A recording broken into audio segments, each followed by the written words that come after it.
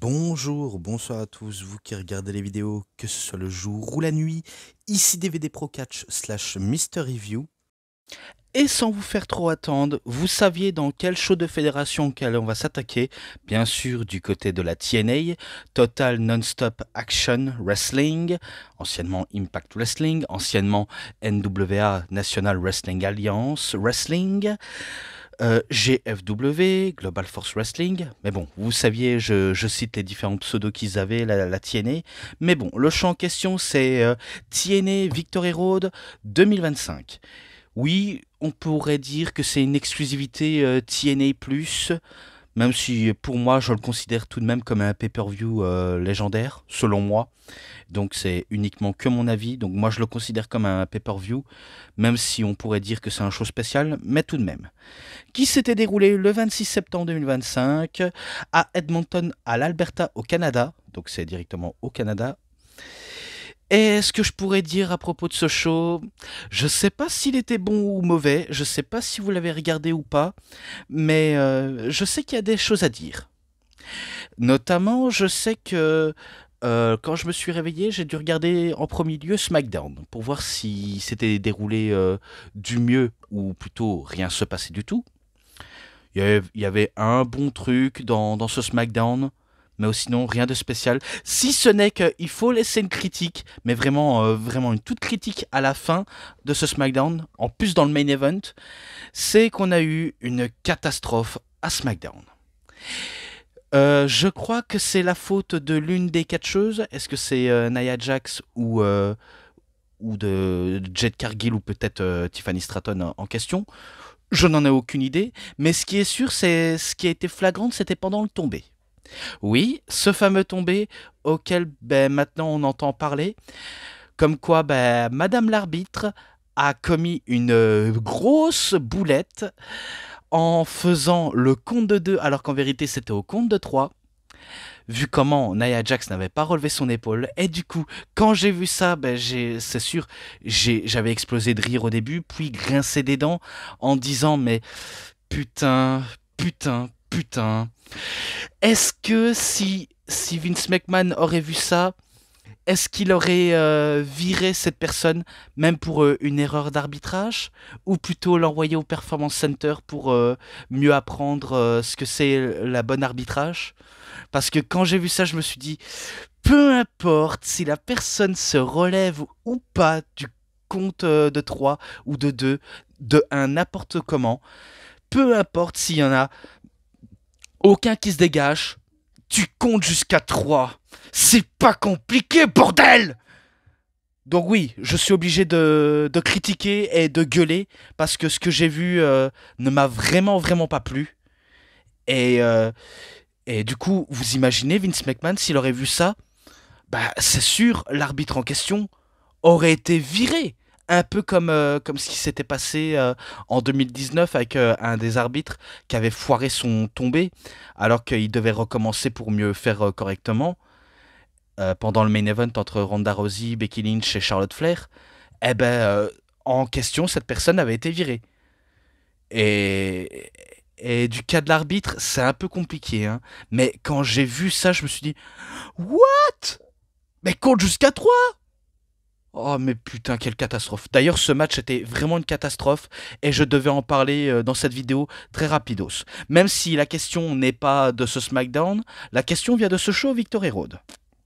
Et dans ce Victory Road, on a eu juste un match du pré-show, le countdown de la TNA, match à 3, là où il n'y a pas d'enjeu, entre les deux partenaires qui s'affrontent, donc Zachary Wentz et Trey Miguel, contre Cedric Alexander. Donc c'est un match triple threat. Dans ce match-là, il s'est passé des trucs de voltige. Et parfois, à répétition, on se dit ok, c'est bon, on a compris, on sait que tous les trois vous saviez voltiger, mais c'est un peu redondant. Arrêtez de refaire tout le temps ça. Jusqu'à ce qu'on nous sauve. Puis, oui, quand je dis qu'on nous sauve, quand quelqu'un arrête ce genre de topé suicida un peu trop répétitif. Donc c'est ça auquel je veux dire. Puis ça s'enchaîne même si c'était que des matchs de Spotfest ou de ou de ou de prises acrobatiques, peu importe, etc. Mais ce qui est sûr, c'est que celui qui va remporter le match dans ce match à 3, ben, c'est Zachary Wentz, qui en vient à bout de Cedric Alexander, si je crois bien, en faisant un genre de cutter, mais en faisant un genre de springboard, je crois que c'est ça. Mais du coup, c'est victoire de Zachary Wentz. Ok, il n'y a pas d'enjeu. Et est-ce que ça servait à quelque chose? Pas forcément grand-chose. Voilà tout. Puis, ben, le deuxième match, c'est un match ben, par équipe de 6, match à 6 ou 3 contre 3 si vous préférez. The System, donc l'agent zéro, comme il se fait appeler, The Dirty Dango, ou plutôt Johnny Dango Curtis, avec Eddie Edwards, Brian Myers, voilà tout. Et qu'ils ont affronté et aussi battu l'Ordre 4, ou le Four Order, si je pourrais appeler ça. Je crois que c'est ça le nom de l'équipe de Mustafa Ali, et auquel ce nom ne m'est pas sorti, enfin, ne m'est pas resté en tête. Mais bon, les personnes, Jason Hodge, John Skyler et Agent Zero. Ah non, non, c'est lui, Agent Zero. Je croyais que c'était JDC. Bon, après, on va dire que JDC, il pourrait être Agent 007. Un certain James Bond. Même si ça a aucune importance. Et pourtant, dans ce match-là, comme je l'ai dit, c'est victoire de The System ben, qui battent l'Ordre 4. Et qu'est-ce qu'on en a un petit peu à faire? Franchement, j'en avais pas forcément grand-chose à en dire, quoi que ce soit. Ah oui, aussi, je vous ai peut-être pas dit, mais il y avait aussi deux matchs qui devaient être annoncés dans ce Victory Road, notamment le match par équipe avec les inspirations et The Sister Brand Elegance, enfin, The Sister by Elegance Brand, donc la marque Elegance sœur, quoi. Hater by Elegance et M by Elegance contre Cassidy et Jessica McKay, auquel ça a été annulé durant ce show et que ça sera du côté de Impact. Donc c'est assez bizarre de prendre ce genre de décision là. Et aussi, normalement, il devait avoir un match entre tout simplement Ash by Elegance contre Masha Slamovich. Mais on a appris d'ici quelques jours que Masha Slamovich, elle est dans la sauce pour... apparemment, il y a une enquête comme quoi elle aurait agressé violemment son compagnon en off. Donc on va dire violence domestique, violence conjugale. Et que la TNA a ouvert une enquête. Je crois que ce serait pas bon pour Masha Slamovich. Vraiment pas bon. Quand tu entends ce genre de révélation, ah, tu sens peut-être qu'elle est presque à deux doigts de virer. C'est comme si quelqu'un dans l'ombre se disait ok, c'est l'occasion pour moi de me débarrasser de quelqu'un que je n'aime pas. On sait jamais, tout ça est possible. Hein. Tout ça est possible, et pourtant, en venant à H by Elegance, on va y venir. Mais il y avait aussi un segment avec AJ Francis, anciennement Top Dollar, qui faisait une promo en se mettant à dos ben, le public de Canada, jusqu'à ce que Matardi arrive pour un petit peu nous dire, même s'il n'y a pas quelque chose grand chose à dire de sa part, comme quoi ben, AJ Francis c'est la tête de nœud, que c'est un abruti fini, j'en passe des trucs. Et j'en passe des trucs. Puis ben, ça part en baston et que AJ Francis va gagner la confrontation en faisant un chokeslam à travers la table. Donc c'est comme si pour lui c'était un genre de victoire bah, sans avoir gagné un match quoi. Je n'ai pas d'autre mot à dire. Mais bon, concernant la promo de H by Elegance, on sait qu'elle est accueillie par tout d'abord le président de la TNA, Carlos Silva, et le commissaire de la TNA, un peu comme un general manager, un certain Santino Marella, qui sont là pour accueillir H by Elegance. Et du coup, H by Elegance, elle fait sa promo en disant qu'elle doit se retirer de la compétition et qu'elle nous dit ces fameux louanges comme quoi, certes, elle a elle est reconnaissante de ce que la TNA lui a donné pour elle, malgré qu'elle a été une garce complètement prétentieuse, péteuse, que j'en passe des mots, et pourtant ils l'ont pas lâchée d'une seule seconde. C'est comme si on cherchait déjà la sympathie du public. Donc vous savez ce que j'en pense de tout cela. et qu'elle doit se retirer de la compétition. Alors je sais pas si c'est pour une blessure ou alors est-ce que comme Naomi, elle serait pas enceinte? C'est j'ai pas compris en fait. En fait, elle disait de se retirer de la compétition, mais on ne comprenait pas pourquoi. Et du coup, ben, à ce propos de ça, est-ce que c'est pas encore un de ces foutues idées de la WWE ou de la TNA, vu comment ils savent pas trouver une adversaire pour H-Bar Elegance, on décide de mettre le titre vacant pour que quelqu'un la remporte. Je, j'ai du mal à comprendre. En tout cas, faites-moi savoir si c'est cela, est-ce que c'est une raison de blessure ou parce qu'elle elle a un brioche au four, on va dire ça comme ça. Je sais pas si Pierre-Paul pourrait m'aider à propos de cela, vu comment je crois que Pierre-Paul, toi tu as accès chez toi au Québec de regarder bah, la TNA en version français québécoise, commentée par Marc Blondin et si je dis pas de bêtises, soit avec Pierre-Carl Ouellette ou Jacques Rougeau, plutôt Raymond Rougeau. Je sais pas si tu pourrais m'en dire plus, vu comment je sais que tu es québécois et que tu regardes. Je sais pas si tu écoutes en anglais ou en français, mais ça m'intéresserait de savoir tout cela, mon cher Pierre-Paul, parce que moi j'ai un petit peu du mal à comprendre ce genre de truc. Et et d'ailleurs, fais-moi savoir si tu regardes bah, la TNA en version VF ou en version VO, vu comment je pense que tu as accès. Si ce n'est pas le cas, bah, ce n'est pas grave du fait que tu sais regarder AEW et WWE, ou peut-être d'autres fédérations qui existent. Bah, ça m'intéresserait. Franchement, ça m'intéresserait, Pierre-Paul. Mais bon. Donc, vous saviez, H by Elegance a mis son titre vacante. Et qu'est-ce qu'on annonce? Ben, une bataille royale pour déterminer ben, les challengers pour avoir une chance au titre du monde de la TNA Knockout qui est vacante pour, euh, pour plus tard dans la nuit. C'est ce qui est marqué. Donc, il y a eu plusieurs catcheuses auxquelles ils ont tous participé. Beaucoup sont passés par-dessus la troisième corde. Et je vais pas vous mentir, durant ce match, j'avais du mal à comprendre. Je me disais, attends, est-ce que c'est un match où les deux gagnent ou est-ce que c'est un seul qui gagne? J'ai bugué dans ma tête et je bug toujours, je ne comprends toujours pas en fait. Je ne comprends pas. Et pourtant, celles qui vont remporter le match, c'est bien sûr Kelani Jordan qui était présente dans ce show et également Lei Ying Lee, anciennement Xiali, qui remporte bah, les matchs, enfin qui remporte le match en éliminant bah, les Haters by Elegance et d'autres marques Elegance. Bref. Donc voilà, j'ai pas d'autre chose à dire si ce n'est que c'est victoire de Layling League et Kelani Jordan. Ok, passons. Voilà, elles vont s'affronter bah, durant la nuit, quoi. Et puis, match numéro 4, match par équipe de 2 contre 2, ou match à 4 si vous voulez bien. Matt Cardona et The Hometown Man contre les Nemeth Brothers. Par contre, attendez, je vais vite venir. Dont je poursuis bah, tout simplement les Nemeth Brothers, donc Nick Nemeth et Ryan Nemeth, auquel bah, bien sûr ça va être un match assez rapide.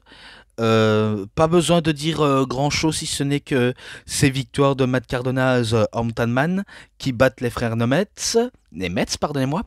Et par la suite, ben, en mauvais perdant, Nick Nemeth et Ryan Nemeth attaquent Matt Cardona et The Hometown Man avec un zigzag, des super kicks et j'en passe des trucs.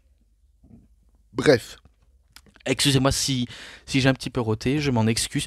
Parfois il m'arrive à avoir des rots, des hoquets, donc pourtant ça cause la boisson pétillante. Notamment je bois de l'eau pétillante, donc excusez-moi. Je m'en excuse très très sincèrement, au moins je suis poli. Mais bref, pourtant vous saviez, je pars vraiment crescendo, hein.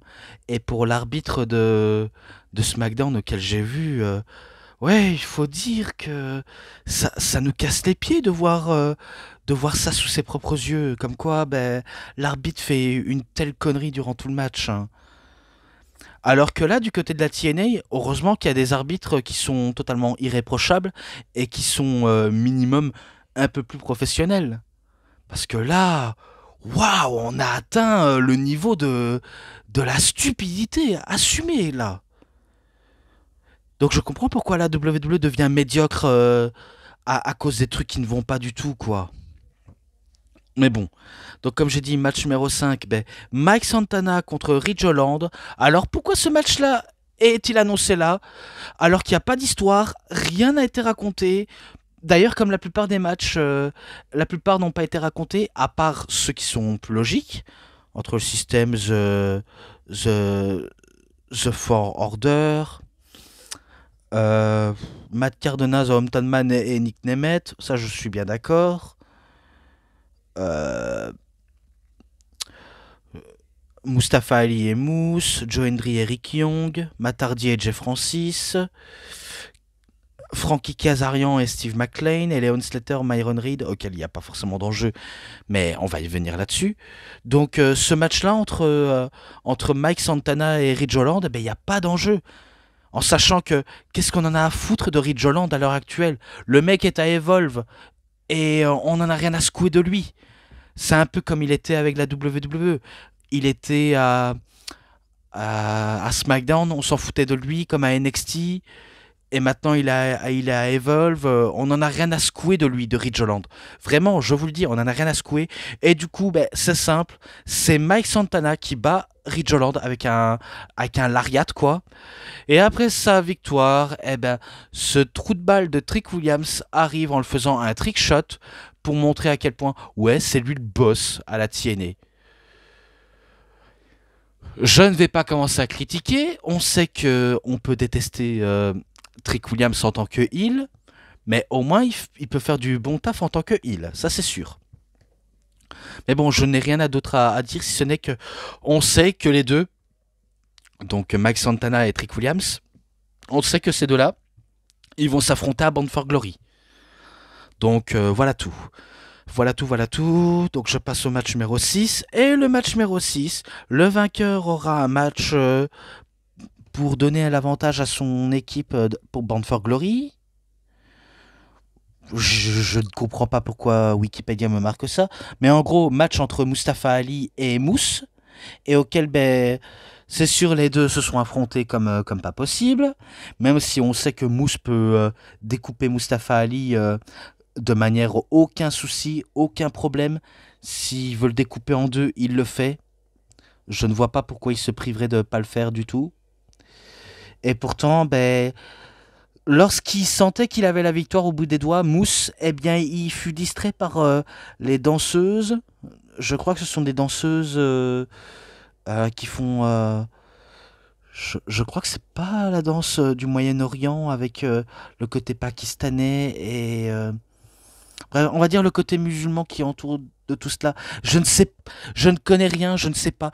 D'ailleurs, ne m'en voulez pas. Je ne suis pas non plus un gros spécialiste de tout ce qui est, on va dire, fête traditionnelle pour les musulmans, pour les Turcs, les Marocains, les Arabes, les Algériens, les Tunisiens, tout ce qui est maghrébin. Ne m'en voulez pas. Je, je suis un inculte, je sais, je suis un inculte, mais ne m'en voulez pas. Mais tout ce que je sais, ça va permettre à Mustafa Ali de faire un low blow à, bah, justement à Mousse et qui va effectuer un 450 splash pour la victoire.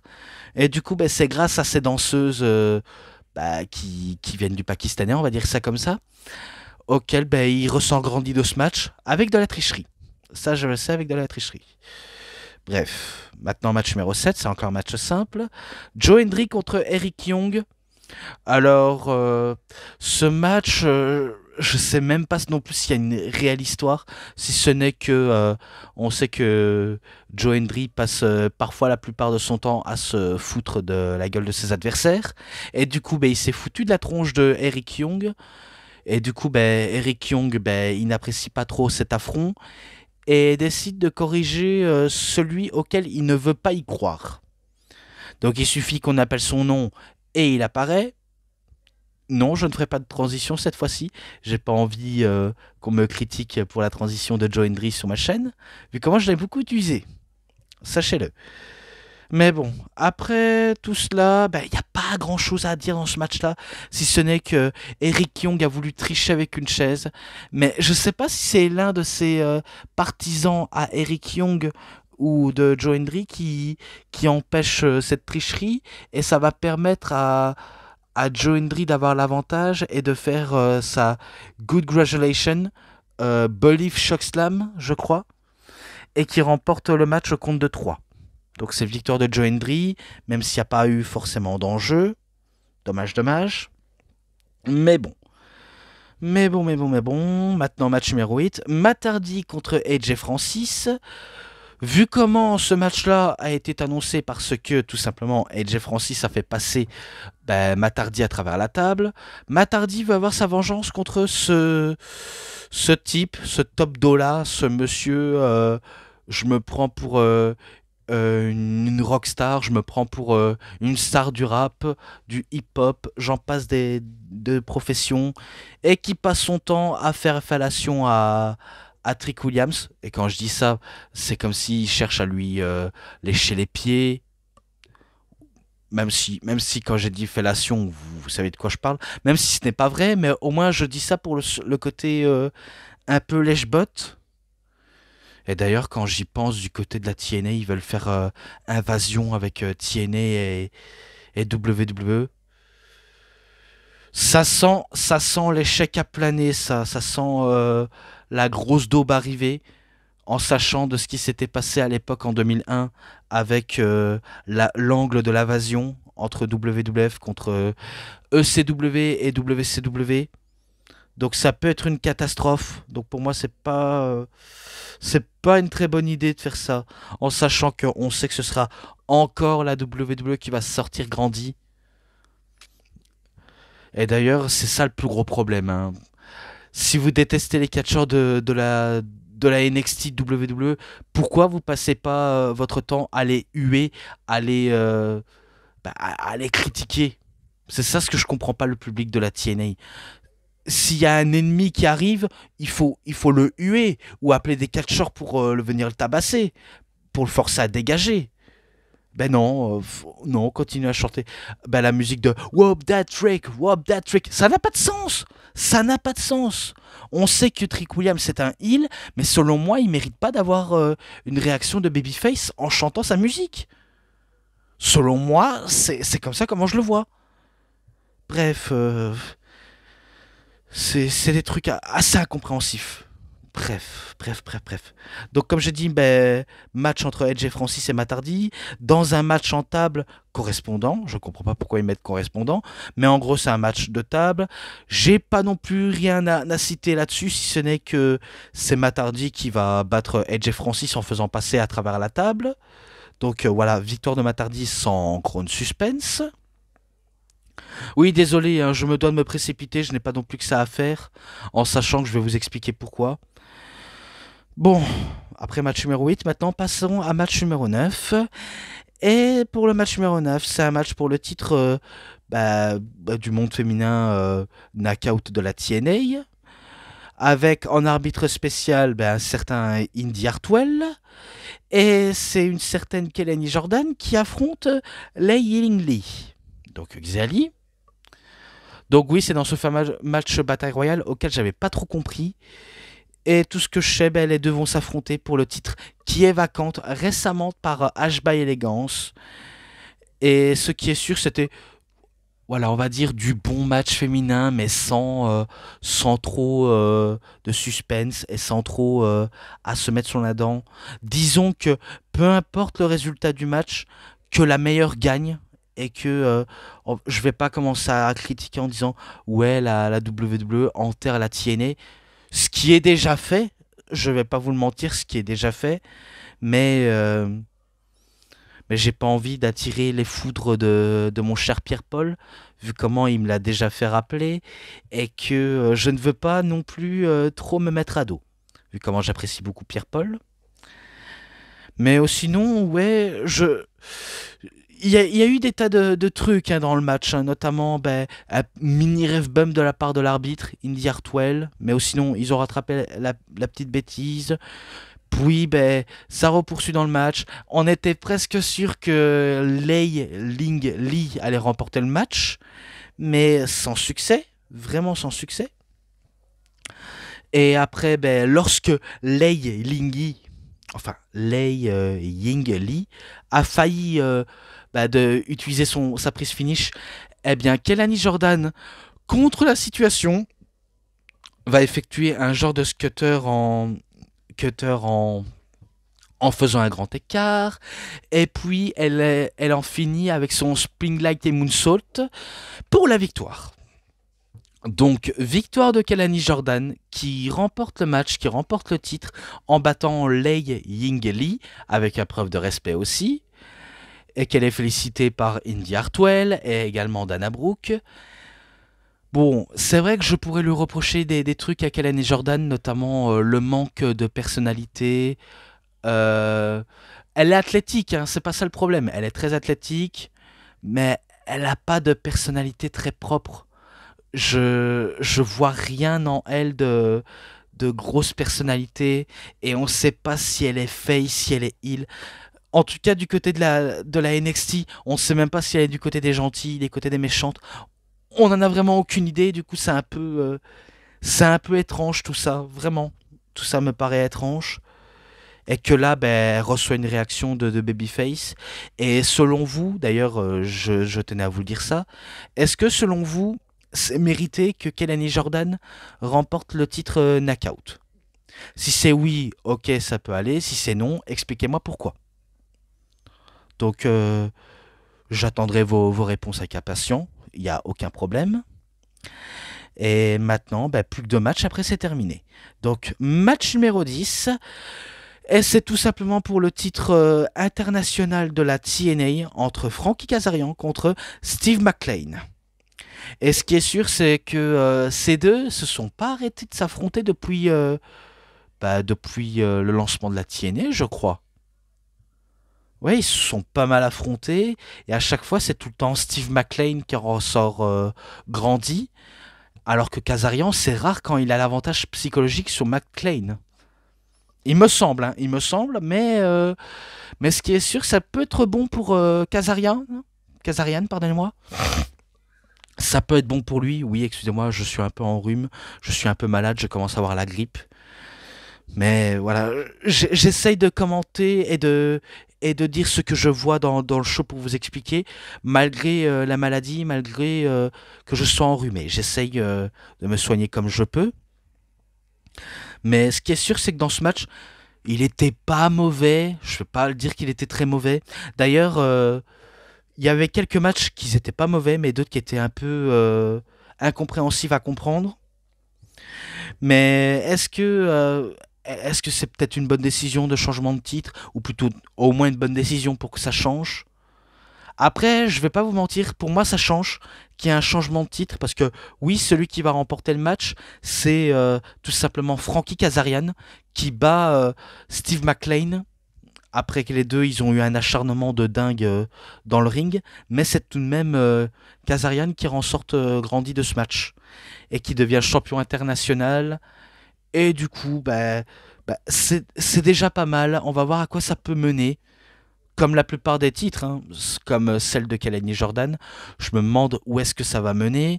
Est-ce qu'elle sera une championne knockout à la hauteur? Un peu comme je pourrais dire aussi du côté de Jessie Jane ou de Ash by Elegance. Mais maintenant, vu comment c'est déjà passé, donc c'est un petit peu dur à expliquer. Comme moi, j'ai un petit peu dur à mieux parler. Donc voilà tout, je crois que j'ai tout dit à propos de ce match-là, si ce n'est que victoire de Steve McLean. Et maintenant, passons au main event.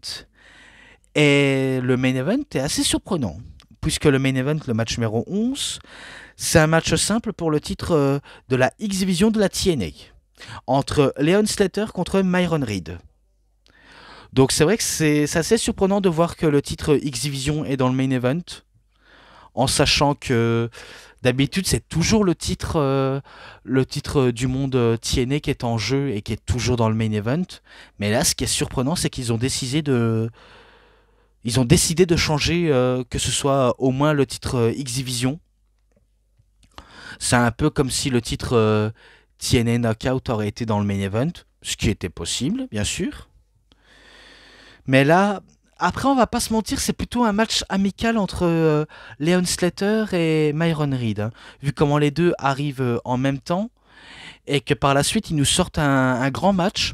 Alors je vais pas commencer à dire ouais, ce show-là et ce match-là ce sera rentré dans la légende de la TNA. Youpi. Je vais pas commencer à dire ça.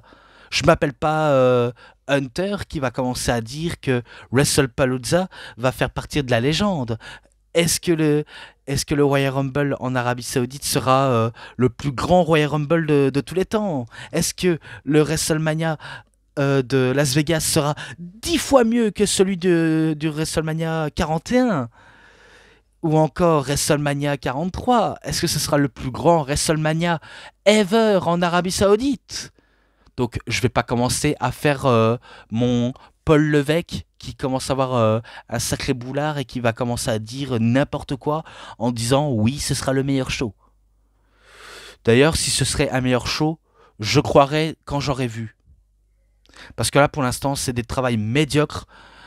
D'ailleurs, je pourrais vous en dire, hein. Pour moi, les scénaristes et les bookers, bref, tout ce qui touche de près ou de loin les personnes qui travaillent avec Hunter, Triple H, ou même TKO en soi, certes, eux, ils cherchent à rentabiliser la WWE tellement que tout ça est terriblement médiocre. Les shows sont médiocres, le booking est médiocre, les superstars en eux soi, de leur manière d'être utilisés est très médiocre. Donc il y a y a des choses vraiment qui ne vont pas dedans. Et du coup, moi, je vais pas commencer à faire mon Paul Levesque, moi. Je commence à dire des choses honnêtes sans vous prendre pour des imbéciles. Voilà tout. Et ce qui est sûr, c'est que dans le match-là, il y a eu tellement de trucs assez surprenants. Bon, après, c'est vrai qu'il y a eu pas mal de voltiges entre les deux, quelques petits spots par-ci par-là. Mais après, on en a eu des gros spots absolument hallucinants. Et qu'on se dit, en fait, le match, il est plutôt pas bien. Il est plutôt bien. Il est plutôt bien. Donc, excusez-moi, j'ai dit il est plutôt pas bien. Donc, excusez-moi, j'ai un petit peu l'habitude de dire ça. En gros, le match, si vous voulez, il est plutôt sympa, plutôt très très bien en soi. Vu comment les deux hommes se tuent à fond pour nous produire un bon spectacle. Et ça mérite au moins le mérite et le respect. Je vais pas vous dire n'importe quoi. Donc là, c'est sûr, ils nous ont donné de leur capacité, de ce qu'ils peuvent faire sur un ring. Surtout Myron Reed qui a failli créer la surprise par la suite. Mais pourtant, à la fin, ce sera tout de même tout simplement Leon Slater qui va avoir le dernier mot et qui va battre Myron Reed. Donc c'est lui qui conserve le titre de la X-Vision. Et pourtant, à la fin, un petit check et voilà, ils sont toujours potes. Myron Reed et Leon Slater. Et pourtant, Santino Marella arrive pour nous donner tout simplement et juste titre la nouvelle pour Leon Slater. Donc une bonne nouvelle au public de la TNA. Comme quoi il va affronter un certain Jivan Evans pour le titre de la X-Division. Je crois que c'est du côté d'Impact ou peut-être du côté de Bound for Glory. En tout cas, si c'est la guerre entre la TNA et de la WWE, je veux bien y croire, hein. Même si on est persuadé que la TNA va se faire sûrement acheter par la WWE, ou peut-être que c'est déjà le cas. Bref, aucune idée. Mais voilà comment ce show se termine. Avec l'annonce de Jivan Evans qui veut défier le champion. Et voilà comment ça se termine le show Victory Road de 2025 pour la TNA. Donc voilà, c'était tout pour cette review de la TNA. Je sais qu'il y a la review sur NXT No Mercy qui va bientôt arriver. Bien sûr, il faut d'abord que je regarde avant de faire une review là-dessus. Mais par contre, il y a un petit problème, c'est que je ne saurais pas vous le sortir tout de suite. Il faudrait il faudrait que je vous le sors un lundi parce que tout simplement je ne serai pas chez moi dès demain car je vais voir et assister à un show de catch qui sera toujours dans ma région en Belgique, plus précisément à Sambreville. Donc je ne saurais pas vous sortir la review tout de suite de la TNA, enfin de la TNA, de la NXT WWE. Non merci. Donc bien sûr je vais le regarder, je vais vous le sortir. Ne vous inquiétez pas, je serai toujours présent pour vous faire ce genre de review, ne vous inquiétez pas. Et pendant ce temps-là, ben, vous savez de quoi il vous reste. Attendre mon retour pour que je la sorte. Donc voilà tout, maintenant je passe directement à la conclusion de cette vidéo. Voilà, c'est tout pour cette vidéo de review. C'était DVD Pro Catch / Mister Review. J'espère que vous avez très bien aimé cette vidéo. Et si cette vidéo vous a vraiment bien plu, vous savez ce qu'il vous reste à faire. Likez la vidéo, commentez, partagez, abonnez-vous à ma chaîne et cliquez sur la petite cloche pour avoir plus des notifications et des prochaines vidéos. Et moi, comme d'habitude, je vous dis bonne journée, bonne soirée à tous. Au revoir tout le monde pour une prochaine vidéo. A plus à tous les fans de catch. Allez, bye bye tout le monde. Salut tout le monde.